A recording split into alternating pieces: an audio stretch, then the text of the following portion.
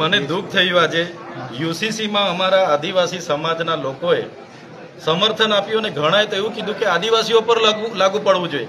અલાભાઈ, UCC લાગુ થશે તો જે અમે ચૂંટાઈને આવીએ છીએ આદિવાસી બેઠકો પર એ નષ્ટ થઈ જશે. આપણા બાળકોને જે અનામત બેઠકો પર ભણવાની તક મળે છે, સ્કોલરશીપ મળે છે, એ પૂરું થઈ જશે. જળ જંગલ જમીન પરના અધિકારો નષ્ટ થશે. કેટલાક આદિવાસી સમાજના લોકોએ એવું કીધું કે યુસીસી આદિવાસીઓ પર પણ લાગુ થવું જોઈએ. તો આવા ઘણા લોકો હોય છે. ખરેખર એમણે યુસીસીનો અભ્યાસ કરવો જોઈએ, એનાથી શું અસરો થવાની છે એનો પણ અભ્યાસ કરવો જોઈએ.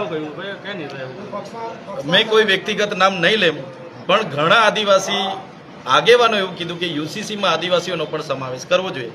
જે દિવસે આદિવાસીઓનો સમાવેશ થશે, શૈક્ષણિક અને રાજકીય જે અનામત મળે છે, અમારા છોકરાઓ અનામત બેઠકો પર ભણે, નોકરી કરે, અમે જે અનામત બેઠકો પર ચૂંટાઈને આવીએ છીએ નષ્ટ થશે. સાથે સાથે 73AA હોય, એટ્રોસિટી એક્ટ હોય, પૈસા એક્ટ હોય, અનુસૂચિ 5 પર જે જળ જંગલ જમીન અધિકારોના પ્રાવધાનો મળે છે, તમામ વસ્તુ નષ્ટ થશે. એ કદાચ એ લોકોને ખબર નહીં હશે, એટલે એ લોકોએ કીધું કે યુસીસીમાં આદિવાસીઓનો પણ સમાવેશ થવો જ જોઈએ, એવી ઘણા આગેવાનોએ માંગ કરી છે. તમારી દ્રષ્ટિએ શું લાગે છે કે